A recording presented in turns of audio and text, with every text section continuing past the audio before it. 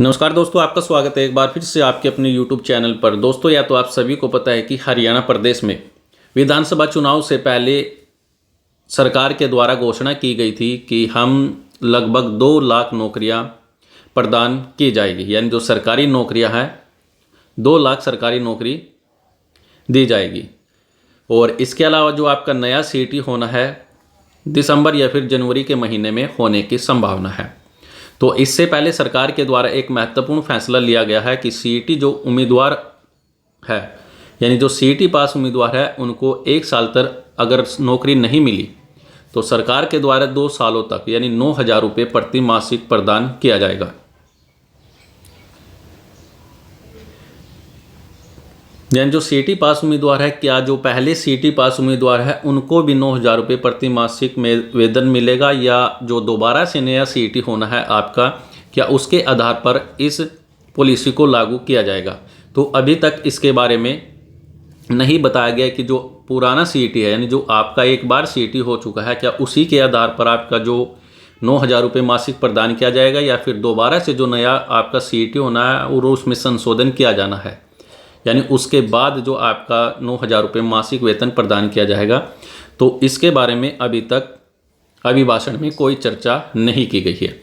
लेकिन जल्द ही आपका जो सीईटी पास उम्मीदवार है उनको 1 साल तक अगर नौकरी नहीं मिलती तो उनको 2 साल तक 9,000 रुपये प्रति मासिक वेतन दिया जाएगा। ऐसा वर्तमान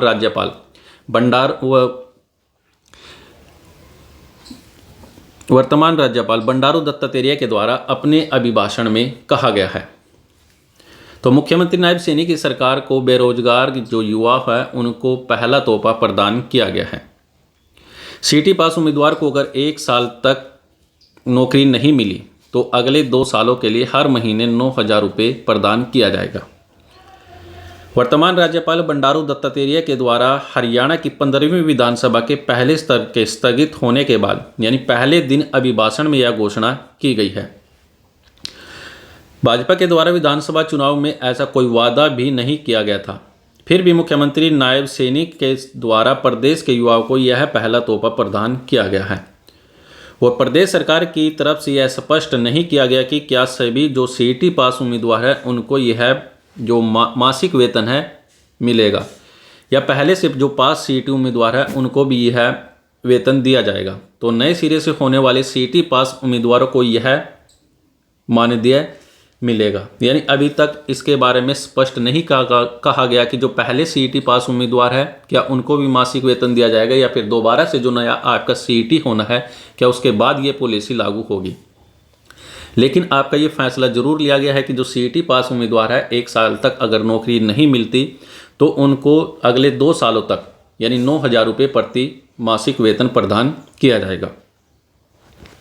यानी ग्रुप सी और जो ग्रुप डी का पहला एक बार सीईटी हो चुका है, और इसमें से लगभग 3,52,000 उम्मीदवार ऐसे हैं जिन्होंने जो सीईटी पास किया है ग्रुप सी के लिए, और इसमें से लगभग जो 40,000 उम्मीदवार ऐसे हैं जिनको नौकरियां मिल चुकी हैं।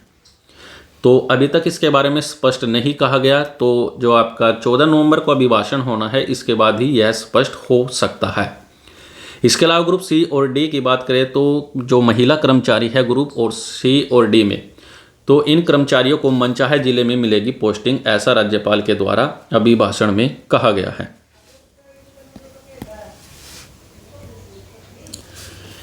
इसके अलावा सरकार की तरफ से जो अस्थायी कर्मचारी है उनको भी राज्यपाल बंडारू दत्तात्रेय के द्वारा जो अस्थायी कर्मचारी हैं इनको भी जॉब सिक्योरिटी देने की गारंटी दी गई है। और सरकार की तरफ से विधानसभा इलेक्शनों से पहले जो घोषणा की गई थी कि मेरी सरकार के द्वारा 2 लाख युवाओं को सरकारी नौकरी प्रदान की जाएगी, तो इसके लिए सरकार संकल्पबद्ध है।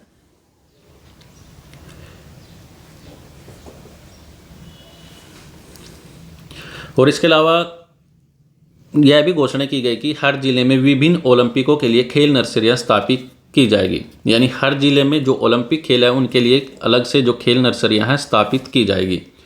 और ओलंपिक खेल नर्सरियां खोली जाएगी, यानी हर पंचायत को 25 लाख रुपए प्रदान किए जाएंगे। खेल नर्सरियां खोलने के लिए सरकार की तरफ से हर पंचायत को 25 लाख रुपए प्रदान किए जाएंगे। इसके अलावा 5 लाख युवाओं को रोजगार के अवसर भी प्रदान किए जाएंगे। आंगनवाड़ी वर्कर्स का मानदेय भी बढ़ाया गया है, यानी लिंग अनुपात में बेहतरीन सुधार हुआ है, ऐसा जो वर्तमान राज्यपाल है इनके द्वारा अभिभाषण में कहा गया है। यानी प्रदेश में आंगनवाड़ी कार्यकर्ताओं के मानदेय में यानी 750 रुपये और सहायिकाओं के लिए यानी जो मानदेय है 400 रुपये प्रति मासिक की बढ़ोतरी की गई है। यानी जो कार्यकर्ता है उनके लिए 750 रुपये और जो सहायक है उनके उसको 400 रुपये प्रदान किए जाएंगे। 10 वर्ष का अनुभव रखने वाली आंगनवाड़ी कार्यकर्ताओं की 14,700 रुपये और 10 वर्ष से जो कम अनुभवी वाली जो आंगनवाड़ी कार्यकर्ता है उनको 13,250 रुपये और जो सहायक है उनको 7,900 रुपये प्रदान किया जा रहा है। तो राज्यपाल के द्वारा कहा गया कि प्रधानमंत्री नरेंद्र मोदी के द्वारा 2015 में पानीपत का ऐतिहासिक धरा से शुरू किया गया बेटी बचाओ और बेटी पढ़ाओ अभियान ने प्रदेश में जागरूकता बढ़ाने की महत्वपूर्ण भूमिका निभाई है। यानी इस अभियान के फलस्वरूप प्रदेश में जो लिंग अनुपात है 2014 में 871 था, जो अब सुधर कर कितना हो गया है 900 से अधिक हो गया है। यानी लिंग अनुपात में भी सुधार हुआ है।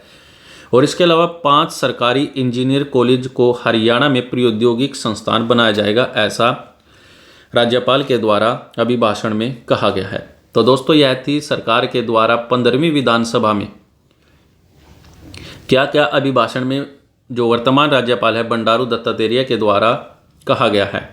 यानी पहले कहा गया है कि जो सीईटी पास उम्मीदवार है उनको 1 साल अगर नौकरी नहीं मिलती तो उनको अगले 2 सालों तक 9,000 रुपये दिए जाएंगे। लेकिन यह स्पष्ट नहीं कहा गया कि यह पहले सीईटी के आधार पर पॉलिसी लागू होगी या फिर दोबारा से जो नया सीईटी होना है तो उसके आधार पर इसको लागू किया जाएगा।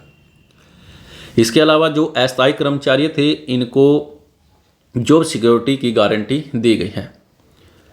और प्रदेश के हर पंचायत में खेल नर्सरियां स्थापित की जाएगी और सरकार की तरफ से 25 लाख रुपए इन पंचायतों को प्रदान किया जाएंगे। नेक्स्ट पॉइंट की बात करें तो 5 लाख युवाओं को रोजगार के अवसर प्रदान किए जाएंगे। आंगनवाड़ी वर्कर्स का जो मानदेय है बढ़ाया गया है और हरियाणा प्रदेश के लिंग अनुपात में भी सुधार किया गया है। यानी जो आंगनवाड़ी कार्यकर्ता है उनको 750 रुपये यानी 750 रुपये और जो उनके सहायक है उनको 400 रुपये प्रति मासिक की बढ़ोतरी की गई है।